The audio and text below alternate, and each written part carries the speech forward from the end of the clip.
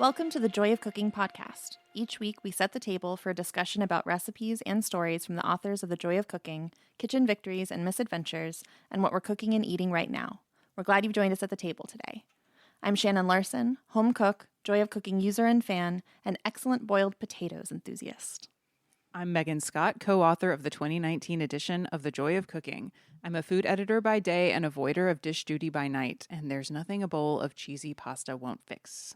I'm John Becker, fourth-generation co-author and steward of The Joy of Cooking, America's oldest family-run cookbook, and I am coming off of a week of heavy country ham consumption, and I'm a little blissed out. I'm also a little dehydrated. Ankles are a little swollen.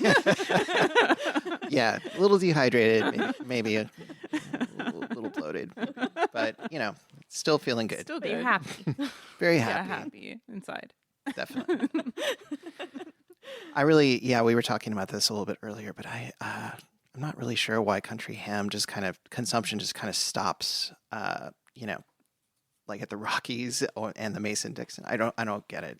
I don't know. I don't know the answer to this. We were kind of like trying to just take educated guesses as to why country ham is not a thing, like in Oregon. What exactly is country? What makes country ham country ham? Salty. Salt. So salty. Wow. Extremely salty. It's salt cured. Okay. And kind of dried. Like they hang the ham and it sort of dries out a little. So it's not as like wet as a city ham.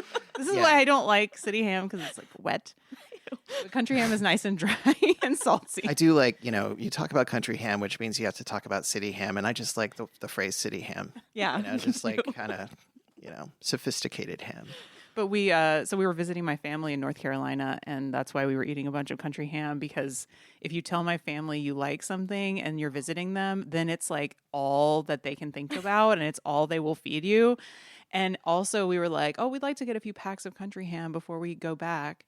And my grandparents gave us every pack of country ham that they had. And then my mom bought some at the grocery store. And then John decided, well, we need to try this other brand that we randomly saw. So now we have much ham. Yeah, three different brands, three different ham masters at work. Yeah. That is so sweet that your family is just like, oh, you like this? Here, have all of it. Yeah. It's like when I was a kid, or like 12 or 13. For some reason, my grandma decided that I liked frogs. Like maybe I had said that I liked frogs. I don't know. But from then on, every Christmas, there was a frog like figurine or a frog mug or a frog whatever. And so I do like frogs. Yeah, frogs are great. That happened with my sister in drafts. And one time she was like, I can't do any more draft stuff, you guys. You got to stop. So now we're going to figure out the best way to cook country ham. Oh, fun. I mean, it's all, biscuit slice packs. So, it's not like we have a full country ham to work with where we, have to go through the desalting thing. No. That's an ordeal. I can't imagine I don't want to do that. Desalting an entire ham like that. Yeah. I think are there still instructions in Joy for doing that? Desalting? There are. It's like, multi-day affair there. Yeah, it's a thing you don't ever want to do. Just buy it sliced. Another thing we had when we were in North Carolina that I'd never had before, and I guess it has been a thing for a while, but I just never ate it. It's called dipped chicken.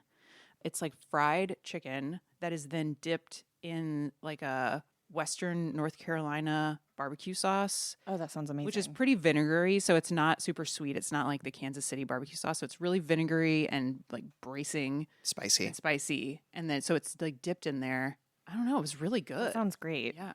Yeah, it has an appeal of something you make crispy and then kind of sog out just a tiny bit. But it's still crispy. Still delicious and good texture. John likes smothered foods. Within reason. Has to be smothered right. What did you do while we were gone, other than take care of our cats, which thank you for doing that, Shannon. Oh, I love your cats, so anytime. I made excellent boiled potatoes from Pride and Prejudice. I'm going to shamefully admit that I don't know what you mean by that. So there's just this dinner scene in the Pride and Prejudice version that I love. And this one actor, he's like, what? I can't even do it. I'm going to embarrass myself. He's like, excellent boiled potatoes. I mean, the line delivery is perfect. It's superb. And I was like, what is the deal with these? And they do look really good. And so Marco Pierre White has this recipe for like boiled potatoes, and it's just literally potatoes cooked in butter, pretty much. All right. 100% delicious. Excellent. That sounds on brand for Marco Pierre Marco White. Pierre White. And so I was just like, let's just watch Pride and Prejudice and make excellent boiled potatoes. And that was really fun. I So love that you have themed movie nights. yeah, it's a way to keep it interesting, and my husband's into film, so it works. So we were traveling. We did not make our Joy Scouts recipe of the week, which was cabbage gratin on page 225. But I have made that recipe multiple times. As have we. Yeah. Yeah. It's very good. And I think this episode, is this episode going to air like the day before Thanksgiving or something? That was my calculation, but Yeah. It's a great super Thanksgiving reliable recipe. And holiday recipe, or like, Yeah. Any holiday. cold or- weather dinner party recipe. Yeah. So if you make the cabbage gratin recipe on page 225, tag us on Instagram at The Joy of Cooking. Let us know what you think. We hope you enjoy it. We would like to welcome Maggie Hoffman to the table. Maggie has worked in food media for a long time, serving as the senior editor and then digital director of Epicurious and the founding drinks editor and then managing editor of Serious Eats.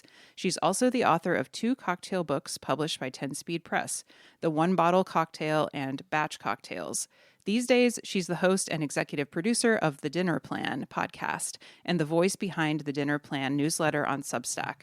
She's a cookbook obsessive who has designed her career around making sure there are mountains of cookbooks on her desk at all times. Maggie, welcome to the table. Thanks for having me, you guys. What have you been cooking this week that you're excited about? Well, I decided to kind of scale down my Thanksgiving on the actual day, but still like get my little Thanksgiving moments in, just like not all at once. Like I don't need to be cooking 10 dishes for 11 people. So last night I made sweet potatoes, sort of following a recipe on NYT Cooking from Eric Kim, who's always great. And it was sweet potatoes topped with like a whipped goat cheese. Oh. And then you make like this quick, like hot honey that's just like honey, cayenne, the hot sauce. And there's rosemary and toasted nuts. And like, you just know, I can just say that to you and you just know that's going to taste good. And it did. That sounds like everything I want Yeah. in one. And he whips the goat cheese with like heavy cream, which I did not have. And I literally just like thinned it out with a little milk and it was really good. Are the sweet potatoes roasted? I roasted them. I don't remember if he had them roasted or not. No, I it like sounds like that the move. idea of like front loading your Thanksgiving so you get to have all the things. I but want to not- have all the things. Yeah. But I think my family doesn't really care. Like they're not that interested in a Brussels sprout. So like why Mhm. make them for them? Mhm. Yeah, agreed. I feel like we'll get roped into a Thanksgiving and it's like, here, you're invited to our Thanksgiving. Oh, by the way, could you make the turkey? Oh, and it's no. like, actually, I'd rather not. I'd prefer not to be fair, that was a supplemental turkey. Yeah, they already had a turkey, but we got given another one that we needed to make. Anyway, I'm still not over it. So this year I'm committed. We're going to make gumbo. We're going to make Oh, seafood fun. gumbo. I don't want to be anywhere near a turkey. Just saying. We're not doing turkey this year either with my family. We're doing some lamb dish. I don't know. Sounds great. It's totally different. So, Yeah. but I also do like all of the Thanksgiving sides. So I like the Mhm. idea of spreading all those sides out throughout the month because it doesn't have to just be like a Thanksgiving thing. Yeah. Yeah, I mean, there would be years where we would do lots of Thanksgivings for work, like that we were working out a menu or like testing drink pairings or all these different things. And so by the time we got to Thanksgiving, I was over it. Mhm. But now, like, I'm not in the business of doing that. And so I need a couple of Thanksgiving nights. Does your family have any Thanksgiving non-negotiables? Pumpkin pie from an old community cookbook that now we just like text the picture of the stained page of the cookbook to each other. Do you remember the important. And- cookbook? I think it was from a temple that my grandparents were members of. I mean, really, really an old one where, where the contributor was named Mrs. Nicholas Deming, Oh, right? wow. Like, does she have a name? Yeah, all those old cookbooks are like that, and the women's names are never in them. Kind of sad. It is sad. But we make that pie every year. And I have, I feel like the wisdom now is to cook a pumpkin pie kind of lower and slower. And this one was actually like quite hot and fast, which does kind of change the texture. So sometimes I take the exact recipe and just like do it a little lower and slower. I kind of admire that though. Like you're just going all in and you're just going to get it done. And it's I don't know fine. what to do. You've got too much going on.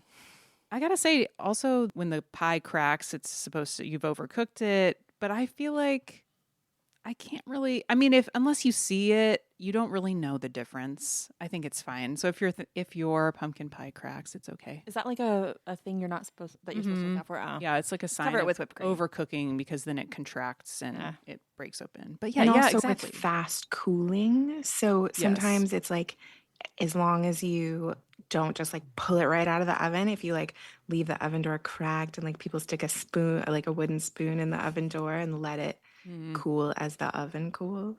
If you have time for that kind of thing. I'm just kidding. No. Maggie, what is your relationship to the joy of cooking? I think I love this question, and I have been listening to you guys. I should tell you, I have listened to every single episode. Really? Oh my God. Every single one. That's amazing. And in part, it's because I love to hear everybody's stories, and in part, it's because, I'm from Portland, and I love the little taste of Portland food life. But, I think a lot of people have a connection to joy who might not even know it. That like this is a book that has shaped our country's cooking so much. So my parents had a copy that was given to them for their wedding. Was there a 1964 edition? It looked like it was in a 1964 edition. And it was one of these like much joy on your wedding kind of message inside from people I've never heard of. And I didn't have a ton of memories of my mother cooking from it. My mother passed away last year, so I couldn't ask her. But so I asked my dad about it. I was sort of flipping through it and trying to look at like what was stained and stuff. And I said, I don't really remember. Did she use this book? And he's like, what are you talking about? She used it all the time. And so I think it really was sort of a fundamental in those early years. And she did, I think there was a little note in there that was like her doing 1.5 times the pancake recipe. And there was a page that was like really stained that, it's like, and so which recipe was it? Like, I think she might have been making the roux for like bouillabaisse, which is a thing that she would make. The apple pie page is really splattered, but I literally do not remember her ever making an apple pie. So, I think it was a book that she like kind of absorbed and it became part of her cooking. And then by the time we were cooking together, she was confident, And I do think also it reminded me of, I've been reading a bunch of like history of cookbook books and like often through a lot of different eras, people who cooked would use these big books or would use the books that they sort of collated themselves as really scrapbooks. And that was really what was happening here. Like she definitely had like her little notes and it's all in her writing. And so now it's like really a treasure that it's like her sort of marked up copy and these little clues of what she was cooking early in her marriage. I wasn't there. I love thinking about joy of cooking as kind of a silent partner to a lot of people's dinners. Just, it's not a flashy book and it's maybe one that you don't think of right away when you think of your favorite meals, but it has been behind many, many, many, many dinners in this country and beyond. We hear a lot of stories about people who took, like they would get a copy of Joy for their wedding and then they ended up living overseas and they would take it with them and they were learning how to cook not with their typical ingredients in a different place, but it was still really useful to them. And those stories are just so awesome. It makes me feel like I'm part of a really big community of home cooks that are all just figuring it out as we go along. And that's really comforting. And I think you feel like, okay, the answer is right there and I can trust it, which is not something we can say about just like looking stuff up on the internet these days. No. Actually brings to mind a question I had for you with your editing background. Is there a particular pet peeve when you see it in a recipe, you basically just stop reading? Like I reject that recipe. Yeah. I mean, I feel like, I was trained in the style of recipes at Serious Eats and then at Epicurious and Bon Appetit, and they're a little different and it's changed over time, of course. And writing for the internet, of course, is very different from a cookbook. But I will say, like, on the positive side, when I see a recipe that has just like a little bit of voice in it, like a little bit of personality, that always makes me happy. And when I see, I mean, obviously, like I don't want to see just like a time. I don't believe anybody's time. And I have like a rickety old oven. Like I want a visual. I want you to like really describe what I should be smelling and seeing and that kind of thing. And I will say, I love Substack. I think Substack is a really cool place for food chat. And at the same time, I have gone to make recipes from people who are professionals and discovered that they don't have an editor, it's one person, and that recipe is missing an oven temperature. Yeah. Ooh. Everybody needs an editor. Everybody. I mean, you can be an amazing recipe developer, but you still got to have somebody look at that, get new eyes on it. Because I do it all the time. Like, I'll write a recipe and look at it 500 times and think, oh, it's perfect. And then someone else will look at it and be like, oh, this ingredient, you missed this ingredient. It's not in the instructions. I feel It's like how? even an amazing editor needs an amazing editor. Like you've just got to have multiple eyes. You gotta have a tester, somebody else testing it, somebody just looking at it, reading it. Yeah, it's so important to have a team behind recipes because one person, I mean, nobody is perfect. You can't expect that. Exactly. Hey, Joy of Cooking listeners, did you know the same family that taught America how to cook also taught California how to make world-class Chardonnay? The same joy and passion for life that inspired Irma Rombauer to write The Joy of Cooking inspired her great-nephew, Kerner Rombauer, to establish Rombauer Vineyards. Founded in 1980 in the Napa Valley, Rombauer has been producing acclaimed wines from California ever since. While they're famous for their iconic California Chardonnay, Rombauer crafts a diverse collection of delicious wines that bring joy to your table. Ready to taste the legacy? Visit rombauer.com/joy or use code JOYPOD, all caps, for 15% off your order. That's ROMBAUER.com/joy or code JOYPOD, all caps. Must be 21 to enjoy.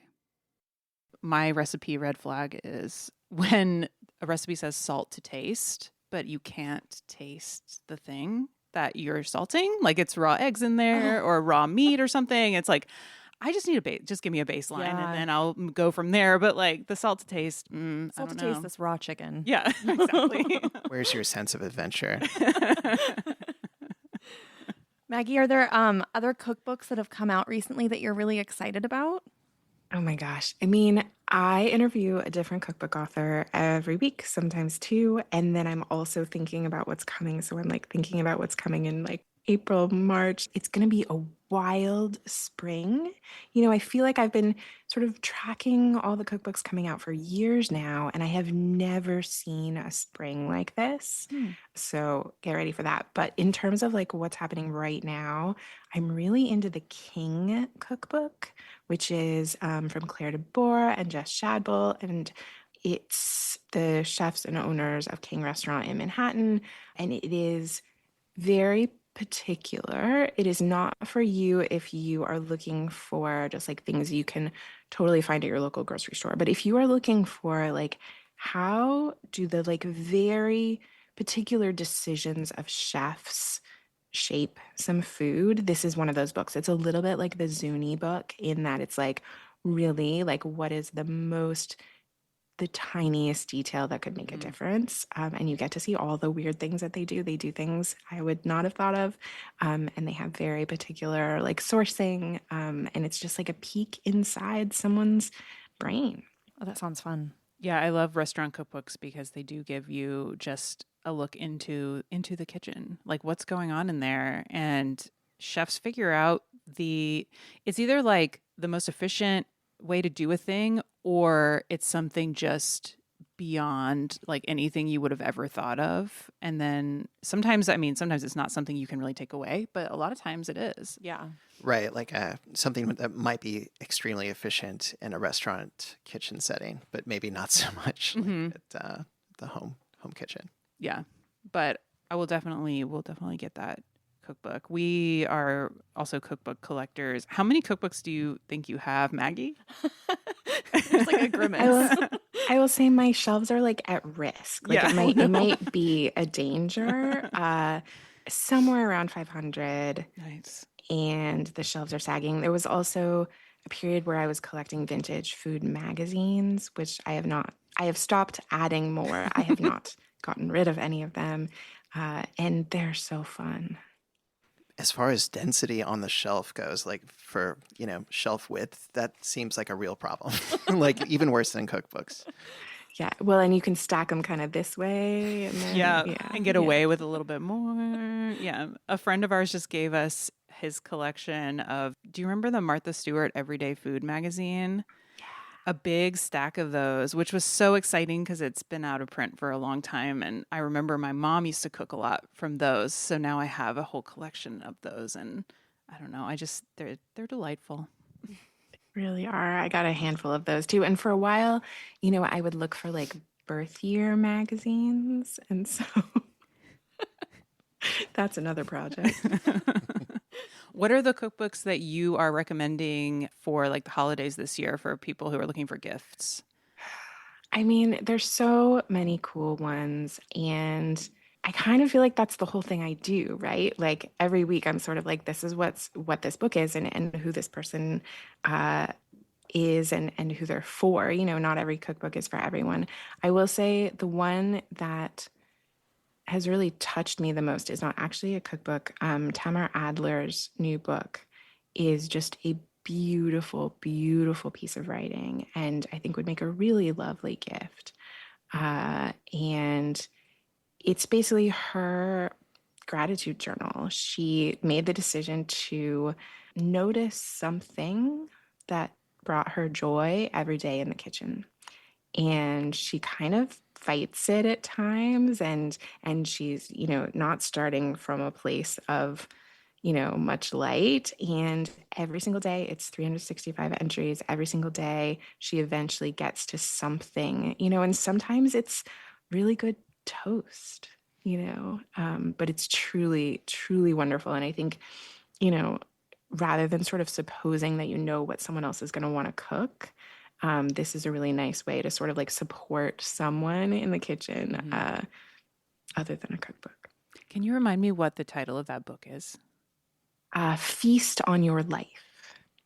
We're going to have Tamar on the podcast in, I want to say February or early March. I can't remember. Seems far away, but we're really looking forward to that. Her books have been such a huge influence in my cooking life. And it just, it feels unreal to now be able to have her on our very own podcast. So we're getting around to the holiday season, lots of entertaining, lots of hosting.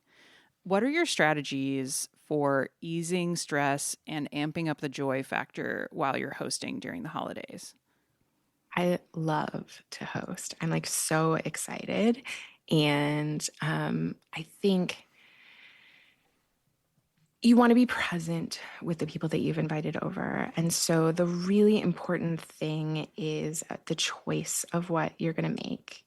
And you can set yourself up for a really relaxed time if, you can make something braised the day before. You could make it the weekend before and throw it in the freezer. And that can be like a really beautiful, there's so many different things you can do that are more in that category of something that can freeze. And I think that really is the move. It's not the time for fast, hot cooking. You don't want to smoke up the kitchen. You don't want to even be in the kitchen. I think the most important thing, when I wrote this Batch Cocktails book, in some ways it was the early thinking of a lot of my thinking about entertaining, which was the whole point, was don't be like fiddling with the jigger. You don't know how to use a jigger. Like, don't be fiddling. Don't be tipping things over. Don't be putting on a show. Like when someone comes in the door, focus on them, right? So I think it's the same in the kitchen. It's like not the time to be like searing something and all of that. So I usually try to make a menu like pretty far in advance, and often outsource something. Like I have a great fish market that does really beautiful poached shrimp. Like it is fine for them to do that. I don't need to do that. Yeah, you don't need to prove all of your cooking skills to your guests. They just want you to be present with them. Yeah, I read this thing. It was someone on Substack wrote about like radical casual entertaining. And the idea of sort of your goal is to make people feel comfortable. The more of a show you put on, the less comfortable they're going to feel. And so, have your holiday party be a pajama party. Like just do cookies and cheese. Like whatever it is that will actually make people feel comfortable is also how you're going to set up a culture of inviting each other over. I think especially if you're like known as like the good cook, which I am not. My friends are like the serious cooks, even though I am a professional in the food world. The people I hang out with are more serious cooks. They kick me out of the kitchen. But if you are known as someone who's like really into food, that's a way to not get invited, right? To a dinner party, right? Like people are nervous. But if you make people feel just so comfortable, you invite people over for breakfast, for dinner. You invite people over in New York, we have Russ and Daughters, which is this like incredible appetizing store. Maybe you've seen that book. It's pretty cool.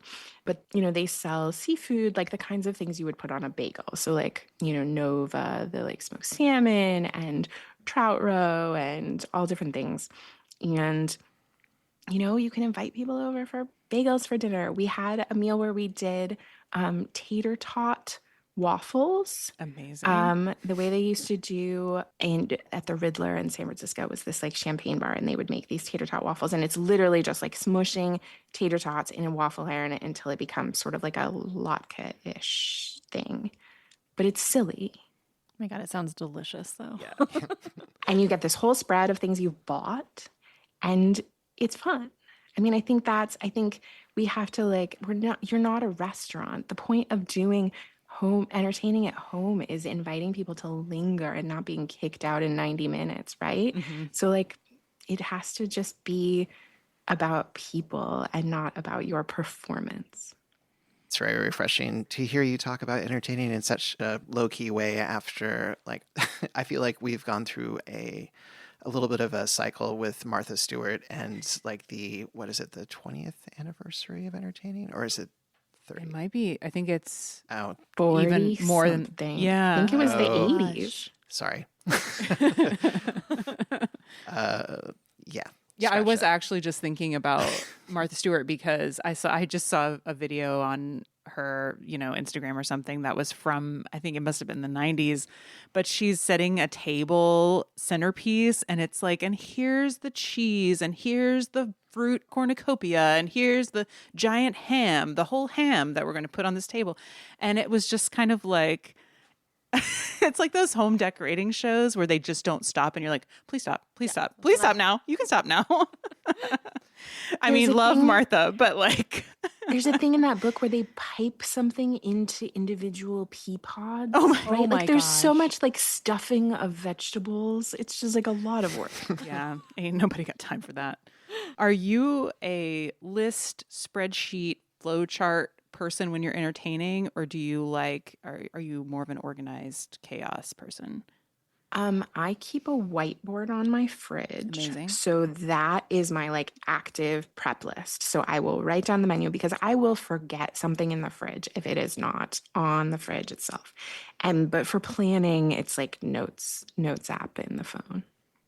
My whiteboard on my fridge has changed my life. Like it makes everything so much easier. And if I get stressed out and like, what am I doing here? Or what am I doing here? Or why did I prep this thing? I can just like look there and I'm like, oh yeah, this is for this. Or please use this thing first. This thing is about to go bad. Yeah. I've started doing that. I'm like, we have a lot of peppers right now. We need to use all of these peppers. So it's like the number one thing on our use part of the list. Yeah, highly recommend the whiteboard. I also noticed that you wrote something on our whiteboard while we were gone. I like to leave little notes for you guys. You really sabotaged our organization. Whatever. You guys need the Costco shrimp chips. Yeah. We're out of those. We use it. We use our whiteboard as well, as it has various functions. Usually it's just where we put our grocery list. Other times I'll be in the kitchen and have what I think is a really good idea, but I can't like leave the kitchen to write it down somewhere. So I'll just jot down something really random on the whiteboard so I don't And then forget. sometimes I will ask about it, and you will have trouble really figuring out what. Yeah, that's the problem. But that's on me. You know, we're big fans of Rombauer Vineyards. They're sponsoring today's episode, actually. But honestly, their wines are fantastic with so many Joy of Cooking dishes. My current favorite is their Sauvignon Blanc with our cow soy gai recipe. That bright, crisp wine cuts right through the richness of the curry. It's perfect. Oh, absolutely. Being Oregonians, we take our Pinot seriously. We're excited about their new Pinot Noir, which pairs beautifully with our chicken jambalaya. The wine has enough body to stand up to all those bold Creole flavors. If you want to try these pairings yourself, head to rombauer.com/joy or use code JOYPOD, all caps, for 15% off. That's ROMBAUER.com/joy or code JOYPOD, all caps. Must be 21 to enjoy. Not talking about entertaining, what is your process for planning and making dinner on the daily? Well, I've been doing this thing on Substack where I actually tell people what I'm making that day, which has actually created a little pressure in my life. But I do think it is helpful for people to just sort of have, I publish a recipe every week in the newsletter. It's from a cookbook. These things are, increasingly formal. But I think for a lot of cooks, you might just need like a starting point. You might just need like that spark. And so every day when I like figure out what I'm making for dinner, I just post it on that like feed on Substack, which is sort of like a Twitter dupe. But I think it ebbs and flows. Sometimes it feels really helpful to have a structure, and it can feel like, okay, I know what I'm doing. I have a plan for this produce, or I have a plan, I know I'm going to remind myself that I'm taking this out of the freezer or whatever that is. And that structure can feel supportive. And then other times I can't. And I think 5 days, I think, is too much for me to plan. I need like a moment to catch up. There's always a moment where the fridge is too full and I need to like recalibrate. Though I also find that I do a thing where I'm like, there is 3/4 of a cabbage, there's half a cabbage, and then I'll like organize my entire life around that half a cabbage. And like, my husband's just like, it doesn't get any smaller. Like you just keep. It's a big cabbage. It just seems to grow. So then, I'll plan a whole thing and I have to get more groceries to try to use up the cabbage. And then there's more other stuff. So that can be a challenge. But, it's really a question that I have thought about a lot. And sort of the germs of the dinner plan were, I wrote about cooking burnout on Epicurious. And it's like one of 2 stories from my entire career that people reach out to me about. And I think it's a thing that like really resonates that, sometimes it's not like the actual cooking. Like if you like to cook, the act of cooking can feel good, but the thinking can feel really overwhelming and the planning can feel really overwhelming. And so in many ways, that's like the big question of the dinner plan. And I think when you're feeling overwhelmed and uninspired, sometimes something can just like get you excited, and you have to like follow that excitement. And there's a part of this whole thing that's really like a creative project. Like I find myself like thinking about the artist's way a lot, and sort of how do you get yourself to a place where you're like open to inspiration, and sometimes you just have to like cook that cabbage. Yeah. Sometimes you have to just kind of muddle your way through something to get to the other side. Because I feel like whenever I'm having a cooking burnout moment, there's not really a fix for it. You just have to sort of be burnout for a while, and then eventually you won't be burnout anymore. But yeah, it's getting through that feels not so great. Yeah. And, I had a great conversation with Mira Soda about this, and her book Dinner is another where that, like, if you don't have that, that would make such a great gift. But, she talked about sort of when everything is overwhelming, or even just you've totally just like things have turned off, you've stopped being able to move forward. She said she really just had to sort of like listen to like anything that felt appealing, like tune in to sort of an animal craving for anything. And like, how do you get there? Well, like maybe if you can go out to eat, great. If you can go to a friend's, great. if you can walk in a market, go to a fish market that's really colorful, or if you can go to, a spice shop that's really colorful, like those kinds of things can spark something. For me, I have to like sort of do a little ritual where I like have a cup of tea and like act all relaxed and sit on the couch and open a book. And then it's like, oh, I'm just doing this for fun, right? It's not that I need a dinner idea for when my in-laws arrive tomorrow, right? Like you can't do it from a place of panic. That's funny. This is so random, but I was just seeing this thing on Instagram about this woman talking about her therapist telling her to change her should thoughts to I want thoughts. So it's like, oh, I should, vacuum the floors. And instead it's being like, I want to vacuum the floors because it's going to make me feel more relaxed when I sit down later in my living room or whatever it is. I've been thinking about that a lot. And it feels that way for me with cooking because sometimes I'm like, oh, I should use that cabbage. But it's like, but I want that recipe in the joy. So I want to make that recipe kind of a thing. I don't know. I'm going to try. I'll report back. Mind games. Yeah, I'm going to play mind games with myself. If I were to open your fridge right now, Maggie, what's the most interesting thing I would find in there? I mean, I have so many condiments in my fridge. It's like really, this is where this gets ridiculous. But, when I was testing recipes for the cookbook, I got a little extra like dorm fridge. And that usually mostly has drinks, but it's like now about like half drinks and half condiments. And, I hold on to like 2 tablespoons of, I had this really good, it was called Chili Nut Crunch. It's a Thai chili crisp that comes in both like a spicy and not spicy. That's really awesome. And I would like, there's like 2 tablespoons left in there. I mean, do you keep that in your fridge forever? I don't know. I would, yes. Yeah, we had the pleasure of having some of that sent to us. It's fantastic stuff. That's really So good. good, yeah. Yeah, we also have we should really get a dorm fridge or something for the we just have so many. Yeah, we can't say no. And then everything needs to be refrigerated. See, I'm also on team maybe it doesn't need to be refrigerated. Like use your common sense. I don't think mustard needs to be refrigerated. I think it's fine. I think people have been storing mustard. We're gonna have to run this by legal. I know our producer is like, yeah, but no, mustard is fine. Yeah, mustard's fine. It's fine. How do you grocery shop? Are you a list maker or do you like see what's on sale and then kind of go that way, or a little bit of both? I think I'm more of a list maker, and I have sort of just like automatic like kid food that just there have to be apples. Like you just have to keep doing. And I usually work a couple days at a time. I try to cook something on Sunday that's going to be good for multiple days, so that Monday is easier.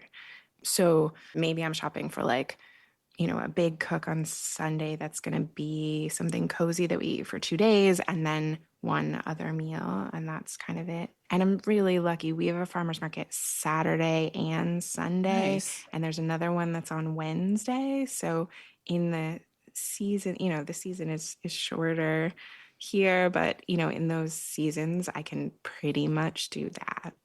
Oh, that was kind of going to be my next question is, do you get everything from one store or you hop around? I get everything from so many stores. And it's like, I think it's being picky, but it'll be that thing of, I need that's, whatever one thing, and you can only get it from that store. And well, yeah, you get to know where all the specific things you love are, and then you kind of have to just hop around. Yeah. And there are a number of, really great stores that are kind of an adventure to go to. And then I'll like buy, I got all this stuff from H Mart. And then it was like, well, am I cooking this for weeks, or are we freezing some, or do we add some other, that stuff. Yeah, H Mart is a favorite. I feel like we always really stock up when we are in there. I can't help myself when I'm in there. I know. Like I need this Everything looks ponzu vinegar. so good. Why too. not?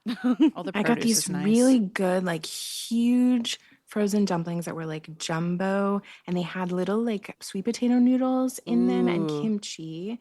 And I think I saw them recommended on the kitchen, maybe by Elise Whitney, and they are so good. So I always try to have like maybe 2 bags of dumplings in the freezer, and that's sort of the backup meal. Like you can always do like whatever the vegetable is plus black vinegar, and that's a night. Bless dumplings. Bless frozen dumplings. No, we have like 4 bags in our Yeah. freezer right now.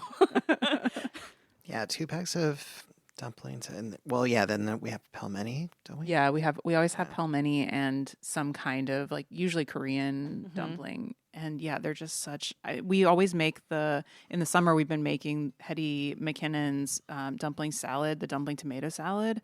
It's so you can good. do that with, I mean, now we've started, what was the last thing we did with it? It wasn't tomato. We were just getting into fall and then we decided to shift it a little bit, but it kind of works with everything. Yeah, we have done it with roasted root vegetables and stuff like that. Yeah. It's really good. That makes me wonder if you could do persimmon. Oh yeah. I feel like persimmon or like roasted sweet potato chunks seem like they would be really good. Yeah. I don't know. Just go wild with that recipe. My last shopping question for you is, what do you buy when it's on sale that you normally wouldn't buy? Organic pasta. I'm now in I would say it's not that I don't usually buy it. I try to not buy too much. I think I sort of tend toward overstocking and thinking like I need like 6 cans of tomatoes and 6 boxes of pasta. And like I really don't. I have access to stores. But I hadn't thought before about the idea of pasta being like Teflon rollers versus like bronze. Like I thought sort of the choice of like bronze cut pasta being just sort of like, oh, it's about the aesthetic. Oh, it's about the like scratchy surface that's going to pick up sauce better or whatever. Like that sounds good. But it didn't feel urgent to me until I was told that the alternative to bronze rolled is Teflon rolled, which I'm not that interested in. Yeah, that's a good one. I was just thinking about, I always swing by the yogurt case because there is a brand of yogurt, Elenos, that it is expensive, but it is so good and it's often on sale. And so I'll swing by there and see what's happening and usually pick up some Elenos. Yeah, the standard price of that yogurt is beyond like what most most people that go to our grocery store. It is the best yogurt. Hey. But yeah, I mean, so it's on sale. Hard to justify. It goes on sale frequently. Yeah. But the cheese counter, obviously. The cheese counter, and then also the Van Leeuwen ice cream. When that's on sale, that's happening very much. It's so good. So each week we answer a caller question, and this week we are going to talk about a fancy specialty vinegar. Dirk, can you please play or read the question? I just bought a stupid expensive bottle of black currant vinegar. I haven't tried it, but I love black currant. I plan to use it on the occasional green salad or in a seltzer as a shrub. Can you think of other ways to deploy it? From Maggie in PDX. Hi, Maggie. So my first thought was, this is pretty niche, but I think you can use this as just an example. So when I was working at a restaurant in pastry, one time I did this dessert that was like these individual tarte tatans but they were plum tarte tatans. So like a little half of a plum and then a little circle of puff pastry. But I had to make the caramel for the bottom. And so I wanted to add something that would just add like a zing because it was so sweet.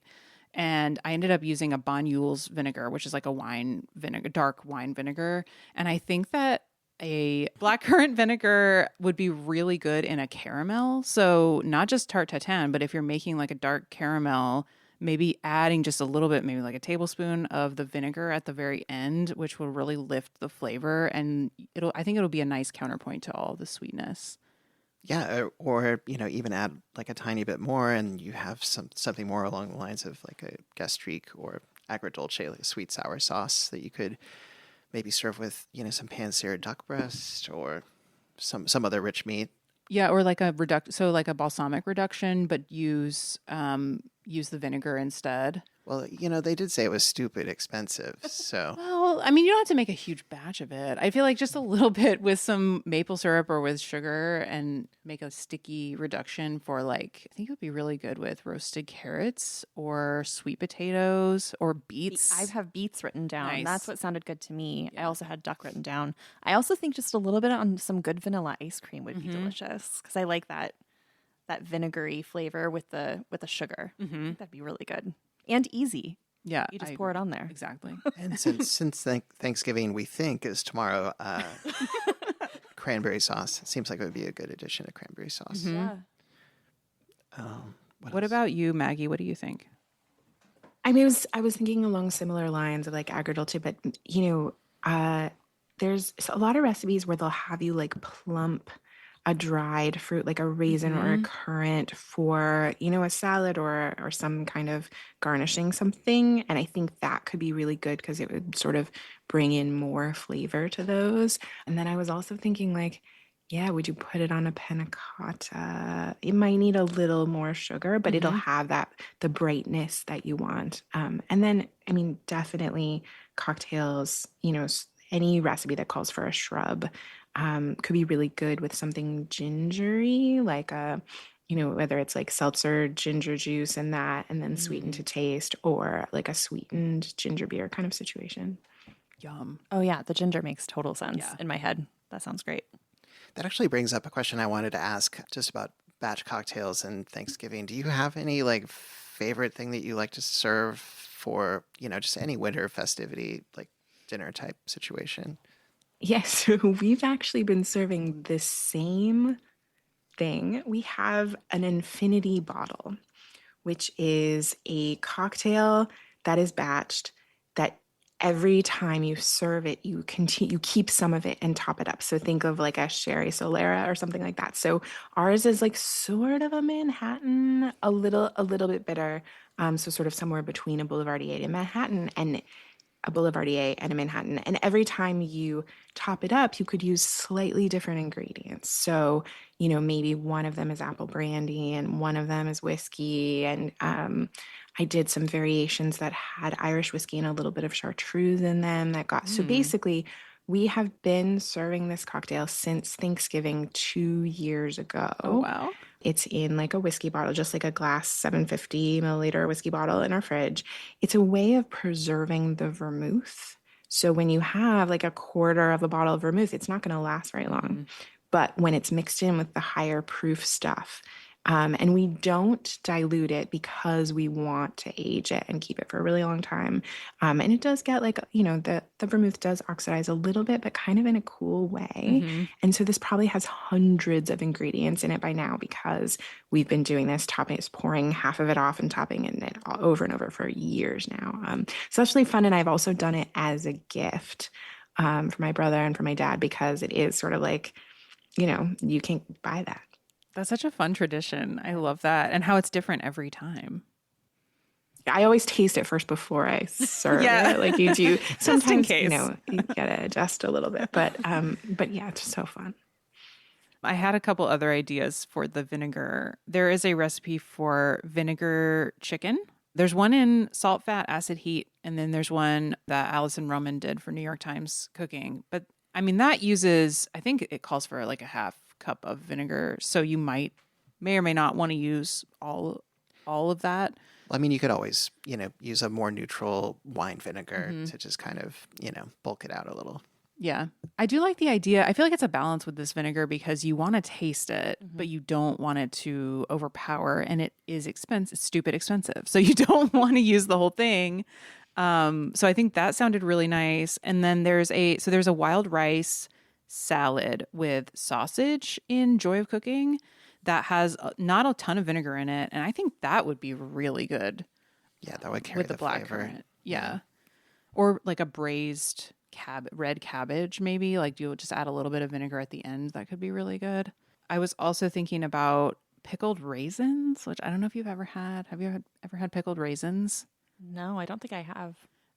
It's really simple. They're just like, you just make like a kind of sweet sour brine and then with some spices and pour it over your, I use golden raisins, but whatever you want. I would use like I wouldn't use all of the black currant vinegar. I would use like half and half with white wine vinegar or something. And the only thing I would say is it's probably not shelf stable because we don't know what the acid of that vinegar is. It might not be as high as you need for canning, but just like a quick pickle of pickled raisins, which are great on all kinds of holiday centric recipes, like cabbage. For instance. That's all I can think about now is cabbage. And it brightens the meal up, which Yeah. sometimes, holiday meals can feel a little heavy and you want that like acidity. So Yeah, they're good on salads. Yeah. Yeah. We were also thinking about like using it as a finishing vinegar, finishing touch to the sausage and grapes recipe that's in the book. Oh yeah, and that brings us to our Joy Scouts recipe for this week, which is the grapes and sausages on page 512. It's a really simple recipe. It has 3 ingredients if you don't count, I think it's the oil. No, it's salt. Which I feel like editors like to do those tricky things. It's a 3-ingredient recipe, but it also has oil and salt. But it's really simple. You just brown the sausages, you lay them on top of some grapes and rosemary on a baking dish, and then you roast them and then finish with just like a dash of balsamic vinegar. But you could certainly use the black currant vinegar. That would be great. Or like red wine vinegar. It's a really nice kind of fall coated recipe to me. I don't know why. I think I was I was like, it's so seasonal. And John was like, what are you talking about? Yeah, I don't know. I think grape season is, I don't know. Oh, but on the East Coast, grape season is like all we got. So there's Yeah. like a whole row of like beautiful, the Mars grapes and like different seedless, but sort of Concord-ish grapes. So that would probably be cool with that sausage. Yeah, so you can find a good grape to use with that recipe, and whatever your favorite sausages are. I think it's written for Italian sausage, but I don't see why like you couldn't use other sausages. Whatever you're in the mood for. I mean, I think it is like kind of an Umbrian dish, and but yeah, no, go wild. Go wild with the sausage. We won't stop you. Oh, hello. I just wanted to take a moment to tell you about an easy way to enhance your meals. Whether they are a healthy vegan grain bowl or that late night snack we'll pretend didn't happen the next day, and that easy way is Marshall's Hot Sauce. For 15 years, chef and cookbook author Sarah Marshall has been hand making and bottling these delicious sauces. She works directly with local farmers and highlights the lovely flavors of fresh seasonal produce.